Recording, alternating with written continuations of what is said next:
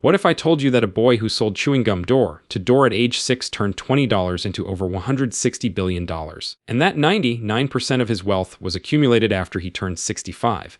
This isn't a fairy tale. This is the story of Warren Buffett, the Oracle of Omaha, and today, we're uncovering exactly how he built the most unmatched investment legacy in history. Warren Edward Buffett was born on August 30, 1930, in Omaha, Nebraska. His father, Howard Buffett, was a stockbroker and later a U.S. congressman. Growing up in a household where finance and investing were dinner table conversations, young Warren developed an obsession with numbers and money almost as soon as he could count. At age 7, Warren borrowed a book from the Omaha Public Library titled 1,000 Ways to Make $1,000. That book ignited a fire in him. By age 10, he had read every book about investing in the Omaha Public Library, some of them multiple times. His hunger for knowledge was insatiable. But Warren wasn't just reading about money. He was making it. At 6 years old, he sold chewing gum door to door. At age 11, he made his first stock purchase with help from his father. 3 shares of City's Service Preferred at $38 per share. As a teenager, Buffett delivered Washington Post newspapers, earning enough to invest in a Nebraska farm when he was just 14 years old. He paid $1,200 for 40 acres, worked by a tenant farmer. By age 15, Warren and his friend Don Danley invested $25 to purchase a used pinball machine, placing it in a local barber shop. Within months, profits allowed them to buy several more machines. Instead of pocketing the earnings, Buffett reinvested them to expand the operation. By the time he finished college at age 20, Buffett had amassed $9,800 in savings, equivalent to about $130,000 today. This early success taught him a powerful lesson that would become the cornerstone of his entire investment philosophy: the magic of compound interest. Master. After graduating from the University of Nebraska with a degree in business administration, Buffett applied to Harvard Business School. He was rejected.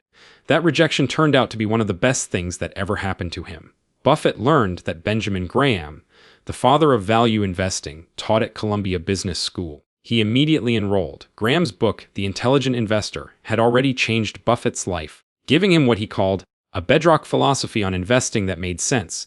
The philosophy that built an empire at Columbia. Graham taught Buffett 3 fundamental principles. Look at stocks as businesses, not just ticker symbols. Use the market's fluctuations to your advantage. Always seek a margin of safety. Graham's concept of value investing, finding undervalued companies trading below their intrinsic worth, became the foundation of Buffett's approach. After earning his Master of Science in Economics from Columbia in 1951, Buffett briefly worked for Graham's investment firm before returning to Omaha. In 1956, at age 25, Warren Buffett launched Buffett Associates LP with money from friends and family. Operating out of a room in his home, he pored over company filings and trade periodicals, searching for mispriced investments he could buy at a bargain. His strategy was simple but effective. Find undervalued companies with strong fundamentals and hold them until the market recognized their true value. One of his early successful plays was Sanborn Map Company. The company created detailed maps of U.S. cities and sold them mostly to insurance companies. Sanborn had built up an investment portfolio worth $65 per share, but the stock traded for only $45 in 1958. Buffett saw the opportunity immediately. By 1962, Buffett had become a millionaire through the success of his partnerships, which had grown to 11 entities holding nearly $7.2 million.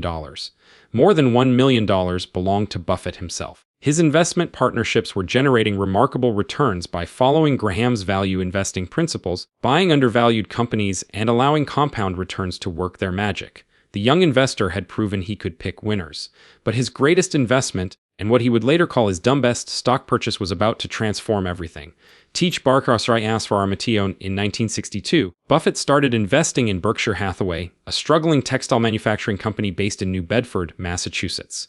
The textile industry was dying, but Buffett saw the company trading below its working capital value. He began buying shares at $7.60 per share. By 1965, when Buffett's partnerships aggressively purchased Berkshire, they paid $14.86 per share while the company had working capital of $19 per share. Buffett took control of Berkshire Hathaway in 1965, becoming chairman of the board. But he quickly realized he had made a terrible mistake. The textile business was doomed. He would later admit that buying Berkshire was his dumbest stock purchase ever, and he fought to save the failing textile business for 20 years before finally giving up. But here's where genius meets opportunity. Instead of abandoning his investment, Buffett transformed Berkshire Hathaway into something entirely different, a holding company for acquiring other businesses and investments. This pivot was revolutionary. In 1967, Buffett made his first major acquisition through Berkshire National Indemnity, an insurance company, for $8.6 million. This purchase revealed Buffett's next big insight. Insurance companies collect premiums up front and pay claims later. This creates float, essentially free capital that could be invested. Most insurers put this float into conservative treasury bills. Buffett had a better idea to invest it in stocks. As long as Berkshire could afford to pay claims when disasters struck, the float was essentially cost-free capital that could compound in the stock market. This insight became the engine of Berkshire's growth. Over the following decades, Buffett transformed Berkshire Hathaway from a failing textile mill into a diversified empire. He acquired See's Candies in 1972 for $25 million. That single investment has generated over $2 billion in profits. He purchased GIO, a company he had admired since his early investing days, fully acquiring it in 1996. He bought Dairy Queen, Duracell, Fruit of the Loom, and BNSF Railway. Each acquisition reflected Buffett's strategy: buy companies with strong fundamentals, competitive advantages, loyal customers, and exceptional management. Most importantly, buy them at fair or better prices and hold them forever. From value to QLITY. While Buffett started as a pure Graham-style value investor, looking for cigar butts he could buy cheaply for one last puff, his strategy evolved over time. His partnership with Charlie Munger, who became vice chairman of Berkshire Hathaway in 1978, influenced this transformation. Munger pushed Buffett to consider not just cheap companies but great companies at fair prices. This evolution in thinking led to some of Berkshire's most successful investments.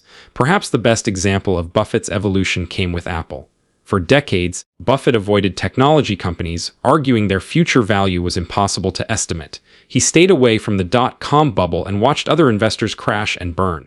But by the 2010s, under CEO Tim Cook's leadership, Buffett recognized Apple as something different. It wasn't just a tech company. It was a consumer products company with an enormous competitive moat, incredible customer loyalty, and massive profitability. Berkshire began buying Apple stock, and it became one of the company's top-performing holdings. At Berkshire's recent annual meeting, Buffett admitted with characteristic humility, "I'm somewhat embarrassed to say that Tim Cook has made Berkshire a lot more money than I've ever made for Berkshire Hathaway." Buffett's first and most famous rule is simple: protect your capital. His second rule: never forget the first rule. This doesn't mean avoiding all risk.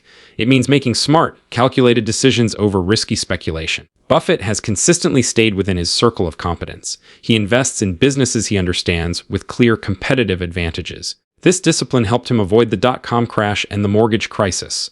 Buffett's investment philosophy can be summarized in one word: patience. He famously said, "The stock market is a device for transferring money from the impatient to the patient." His buy and hold strategy has proven that time in the market beats timing the market. Buffett doesn't buy stocks, he buys businesses. When he invests in a company, he's thinking in decades, not quarters. This long-term perspective allows compound interest to work its magic. Buffett once said, "Read 500 pages like this every day. That's how knowledge works. It builds up, like compound interest." He still spends roughly 80% of his day reading. Continuous learning has been essential to his success. TSUCCC and TE Next TPTR on May 3, 2025 at Berkshire Hathaway's annual meeting. 94-year-old Warren Buffett announced that he would step down as CEO by the end of the year. Greg Abel, vice chairman of non-insurance operations, was appointed to succeed him as president and CEO effective January 1, 2026. Buffett will remain as chairman. For years, Buffett had been preparing for this transition, ensuring Berkshire's culture of long-term value investing and disciplined decision-making would continue. Abel, who has worked closely with Buffett and received effusive praise from both Buffett and Charlie Munger, is expected to carry forward this philosophy. The Oracle of Omaha may be stepping back from daily operations, but his legacy, his principles, and his impact on the investing world will endure for generations. Warren Buffett's journey from a 6-year-old selling chewing gum to one of the world's wealthiest and most respected investors isn't just a story about making money. It's a story about discipline, patience, continuous learning, and the incredible power of compound interest applied over decades. His legacy reminds us that investing success isn't about being the smartest person in the room or making brilliant decisions. As Buffett himself has said, it's about avoiding dumb mistakes and letting time do the heavy lifting. If you found value in Warren Buffett's incredible story, hit that subscribe button and ring the notification bell so you never miss our deep dives into the legends who shaped the world of business and investing. Drop a comment below. What's the most important lesson you learned from Buffett's story? And if you want to see more content like this, give this video a thumbs up. Remember, the best time to start investing was yesterday. The second best time is today. Thanks for watching, and I'll see you in the next one.